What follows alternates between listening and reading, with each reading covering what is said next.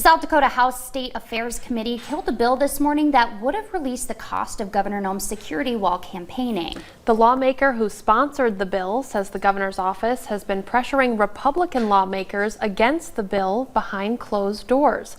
Austin Goss was there this morning and has our story from the state capitol. House Bill 1089 was killed along party lines Friday morning.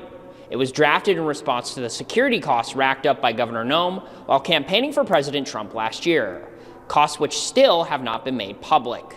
Representative Taffy Howard of Rapid City spoke in favor of the bill she was sponsoring after a whirlwind of pushback by fellow Republicans. Apparently, we can only have oversight on the big overall budget, not the actual details.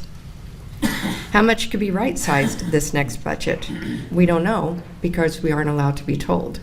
We're allowed to dig into the details of every other expenditure, but not these.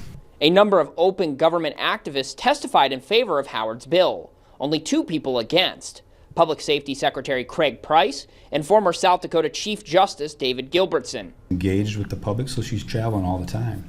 And if people are aware of the amount of money that we're spending on certain trips to provide protection, they're going to be able to handpick the areas that they want to maybe cause problems at and maybe cause harm to the governor. Howard pushed back on Price's argument and also clarified she only sought to see a lump sum released. Secretary Price's opposition pretty much came off of this sheet that probably all of you received. You know, he talks about the governor and the state capitol building are provided security 24 hours a day, 7 days a week, 365 days a year. Great, that's awesome. Nobody's arguing that. There's some other interesting facts on here. That's great. Interesting information not related to what we're talking about here today. I call those shiny objects. They're just meant to distract you from what the real issue is. Given the 11-2 margin on the vote in committee, Howard says that she does not intend to try and revive the bill this year. However, she does intend to draft similar legislation next year. In Pierre, Austin Goss, Dakota News Now.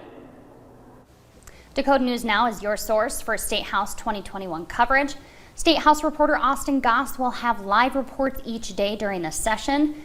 And make sure you follow him on Twitter at AustinGossSD.